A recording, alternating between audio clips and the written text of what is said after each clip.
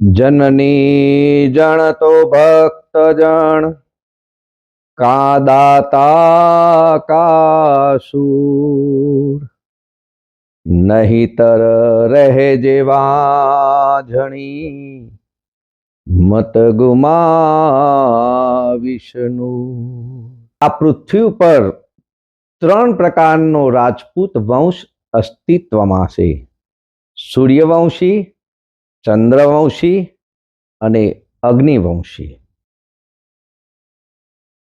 બ્રહ્માજીની હથેળી એટલે કે ચાકુમાંથી સૂર્યનારાયણને જલાંજલિ આપી અને દાનવોના ત્રાસથી આ પૃથ્વીને મુક્ત કરવા માટે જે પુત્ર ઉત્પન્ન કરવામાં આવ્યો એ ચૌલુક્ય દેવ.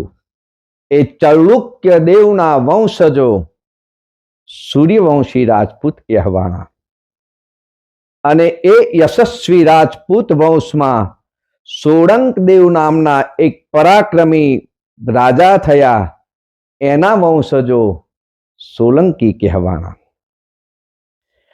આબુ પર્વત ઉપર વશિષ્ઠ મુનિ દ્વારા વેદ મંત્રોથી આહુતિ આપી અને ધર્મની સ્થાપના અર્થે, ધર્મની રક્ષા અર્થે 4 તેજસ્વી કુમારો ઉત્પન્ન કરવામાં આવ્યા: ચાહવાન, ચાલુક્ય, પઢિયાર અને પરમાર. ચાલુક્યનો વંશ સોલંકી વંશ તરીકે ખ્યાતિ પામ્યો છે. સોલંકી વંશની મૂળ રાજધાની કનોજ પાસે ઉત્તર ભારતમાં મહાપ્રતાપી ભુવડ નામે રાજવી થયા, જેણે પાટણની રાજગાદી હસ્તગત કરી. એમને એક કુંવરી હતા, ગુણવાન, રૂપવાન, મિનળ દેવી, અને એક કુંવર હતો યશસ્વી, જેનું નામ હતું કરણ. એ જ યશસ્વી વંશમાં મુડરાજ સોલંકી નામના મહારાજ પાટણની ગાદીએ ઈસવીસન 942માં બિરાજમાન થયા છે. મુડરાજ સોલંકીના પિતરાઈ ભાઈ રાજ સોલંકી અને એમનો પુત્ર રાકાયત સોલંકી પોતાના મામા લાખા ફુલાણીને ત્યાં ઉછેર થયો છે. લાખા ફુલાણી અને એનો ભાણેજ રાકાયત સોલંકી બંને દૈવ પુરુષ હતા. એમ કહેવાય છે કે સ્વર્ગની અપ્સરાઓ કચ્છના બેટમાં એમને વરી હતી.